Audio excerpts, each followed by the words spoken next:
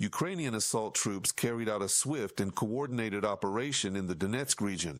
As a result, a key settlement on the Bakhmut-Sloviansk highway, Minkova village, was cleared of Russian occupiers, and a potential enemy advance in this area was thwarted. The soldiers note that the Russians suffered significant losses. 6 there, 6 moves. Let's give it a try. Reconnaissance and clearing of positions continue in the city of Kupiansk, as well as in the Oleksandrivka and Pokrovsk directions. Drone operators and assault troops are eliminating the remaining enemy forces and keeping the situation on this bridgehead under control. The enemy's tactics don't involve any new solutions that could surprise us in any way. He also sends his people in small or medium groups for assaults, which bring no success. Sometimes they are motorized groups, and our paratroopers eliminate them as well. The Russians are not changing their philosophy of war or their approach to combat. Disregard for human lives and values is their main tactic. Ruslan Mereshev, commander of the 95th Separate Air Assault Brigade of the Ukrainian Armed Forces, in an interview with Ukraineform. On the Pokrovsk bridgehead, per Ukraine's general staff, defense forces have repelled attacks since this morning. This is where Russian forces have most frequently tried to breach Ukrainian positions. The days of the second decade of March show that the enemy is acting in an unconventional way. As soon as a unit arrives, they're immediately thrown into battle, taking losses. They consider this kind of tactic acceptable. And I think they will continue in the same way, sending units into battle, hoping to push through somewhere, break through, outflank, or slip through our defensive lines. So far, they haven't had much success with this. Things were also heated on the Konstantinovka and Huiliaipole sections of the front. Ukrainian soldiers note that the Russians aren't changing their approach. They keep sending infantry toward Huiliaipole again and again, hoping to break through with sheer numbers. However, the defenders are holding their positions firmly and are striking their targets precisely. Military experts note that the Russians have not achieved any real success in any area. The enemy is only suffering colossal losses. The main trump card that you allegedly pulled out? Putin on the sleeve. This is the capture of new cities. Konstantinovka, Vovchansk, Pokrovsk, and especially Kupiansk, Huiliaipole. And it all turned out to be a big lie. So in this situation, the fact is that the enemy is not only failing to capture positions, but is losing 1,000, 1,200, sometimes even 1,600 of its so-called aggressive units every day. Just in the past 24 hours, Ukrainian soldiers along the entire front line destroyed 6 Russian tanks, 3 armored vehicles, more than 50 artillery systems, and 196 units of Russian automotive and special equipment, as well as shot down nearly 2,500 drones.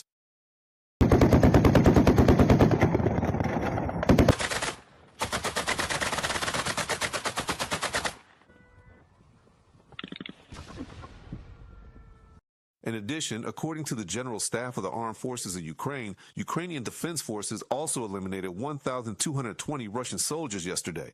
Thus, the total losses of the Russian army since the start of the full-scale war have already exceeded 1,290,000 soldiers. Pavel Akichek, head of military security programs at the Center for Global Studies Strategy 21, is with us on the air. Pavel, welcome. Glory to Ukraine. Glory to the heroes. Good afternoon. So let's start with the Pokrovsk direction. The General Staff reports about this, about the intensification of enemy attacks. Ukrainian soldiers repelled 44 attacks. Let's take a look at this direction, Pavel. What do they want? What could happen? After the de facto capture of Pokrovsk-Myrnograd, there are still pockets of resistance in Pokrovsk. But this resistance is unorganized. The enemy is trying to create a kind of bridgehead north of Pokrovsk, so that, if they have the resources, they can try to break through into the rear of the Ukrainian forces grouping north of Pokrovsk. This is the town of Dnipropetrovsk, and this is what it looks like. The western parts of Kostiantinovka and Druzhkivka. They would basically have to bypass the entire Kramatorsk agglomeration from the west. They no longer have the resources for such actions. the kind they had in the fall and winter of last year when they started the next phase of this operation. That's why, on the one hand, the enemy is redeploying some of its forces from the Pokrovsk direction to other hotspots, to the same Alexandrovka, Huiliaipole, and to the south. Some forces are being sent to Konstantinivka. This shows that, well, Pokrovsk still remains an important point. Regarding these ongoing combat operations, at least for now, it is certainly not the primary key factor. Furthermore, in addition to that, the ongoing clashes in the south, in the Huiliaipole and Alexandrivka directions, where the outcome will determine the overall possibilities and prospects for a potential large-scale Russian offensive in the south this winter or summer are being determined right there on the ground. The second direction, I would like to highlight the city of Konstantinivka, and further to the north, Kramatorsk and Sloviansk, where the Russians are trying not to encircle our defensive area anymore. But to do that, they need to break through it head on. But for that, they need Lyman. And in the Lyman direction, to achieve success, they need to eliminate the Ukrainian armed forces bridgehead. So these represent the key factors in the 5 primary and most significant areas of focus that are currently determining the specific ways in which future events are likely to unfold and develop in the current global landscape.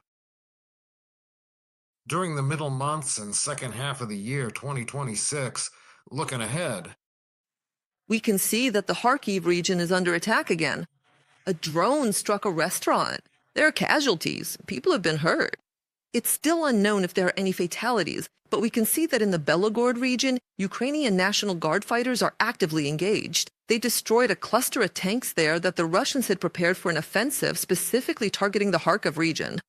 The occupiers tried to hide their plans in the forest belt, but Ukrainian aerial reconnaissance identified the exact coordinates of the equipment. Right after that, the crews of strike drones took off. Strike drone crews. As a result, 6 armored vehicles and 2 heavy trucks were hit, and a significant portion of them burned, completely destroyed. This was reported by the National Guard. Today is National Guard Day. That's the kind of good news we're getting from them. Could you please tell us, how are things going with drone operations? If we see that Ukrainian drones are able to take out Russian tanks after Starlink was shut off, it seemed like the occupiers started having major problems.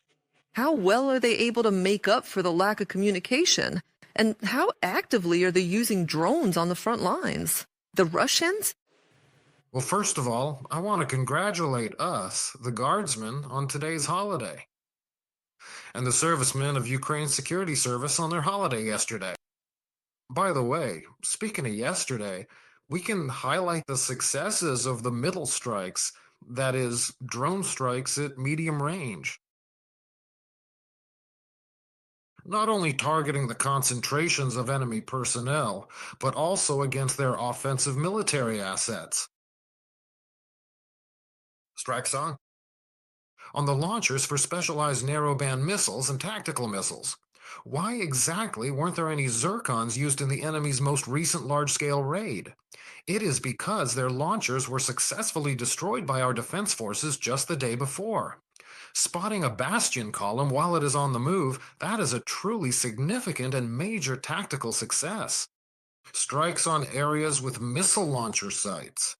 Iskander-M ballistic missiles.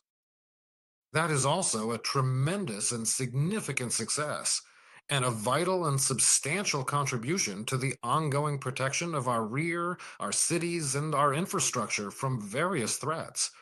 And I won't even get into the details regarding the deep strikes, by the way. For the 3rd day in a row, the ports of St. Petersburg, Ust-Luga, and the immediate surrounding neighborhoods. When looking at the modern battlefield, the role of tactical light aviation is crucial.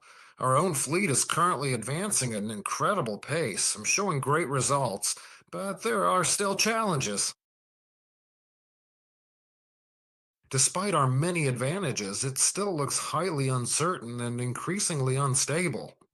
Every now and then, quite unexpectedly, the Russians manage significant technological breakthroughs, and then the situation on the battlefield shifts in a very direct manner, changes quite significantly.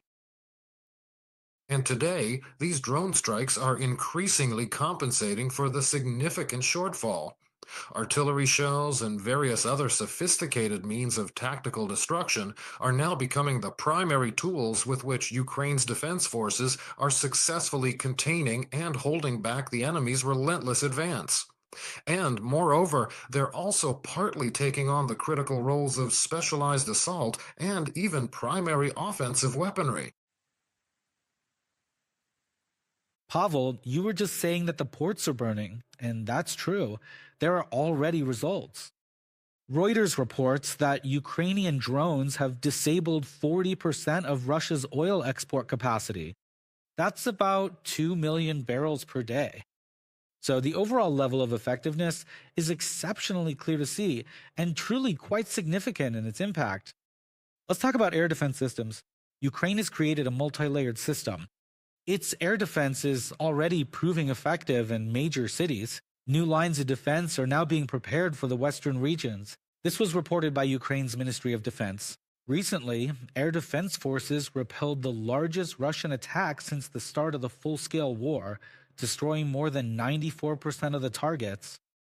Russia used both ballistic and cruise missiles, as well as nearly 1,000 drones. About 250 of them targeted the Kyiv region. The Ministry of Defense notes that just a year ago, this many were used to attack the entire country, but now they're being shot down within just one region. The agency also emphasized that the Russian Federation is trying to overload Ukraine's air defense system by using different types of weapons. In response, Ukraine is employing a comprehensive defense with aviation, mobile groups, drones, and interceptors. Indeed, we all witnessed this massive attack. Pavel, let's say a few words about our air defense systems, their capabilities, and how those capabilities are being improved. Well, you see, as soon as we start talking about air defense, we begin with the means of targeting aerial threats. Drones, missiles, ground-based, and artillery systems. But the air defense system actually starts with the surveillance system. Surveillance and detection systems for identifying enemy strike assets. And in fact, this is the exact element that eventually became the key to the unification and solidifying of the whole system for the identification and distributing of targets. And to achieve this, we had to go through a long evolutionary process.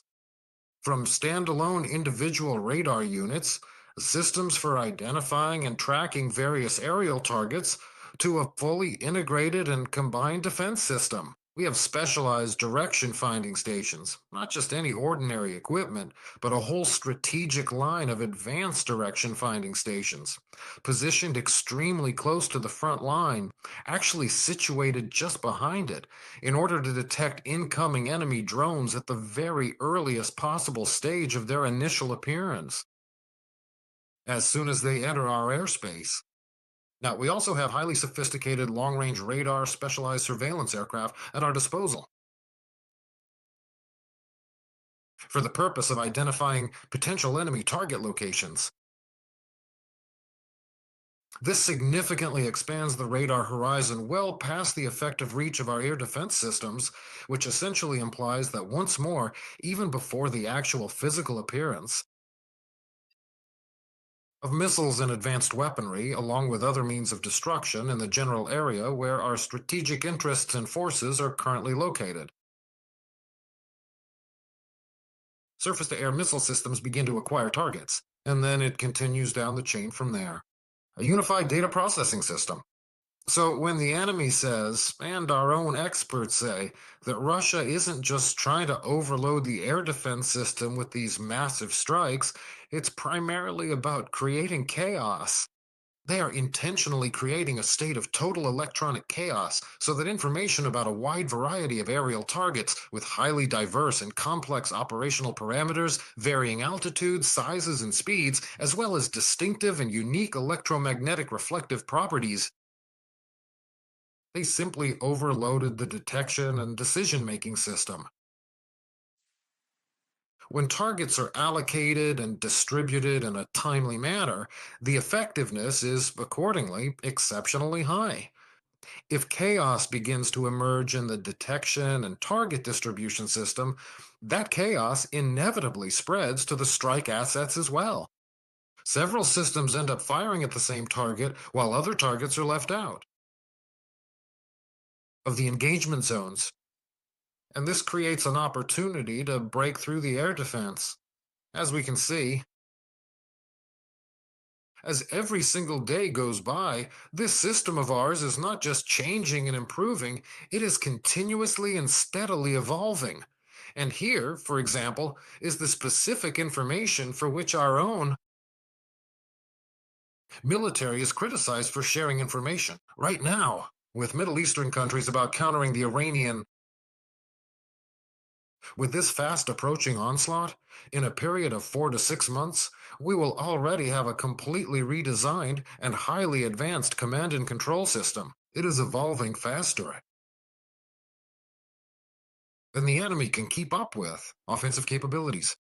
Subscribe to UATV English and stay updated on the most important events, top news from Ukraine and all over the world, in-depth analysis, exclusive reports and interviews, all on hand in our channel. Join our community of viewers and stay tuned.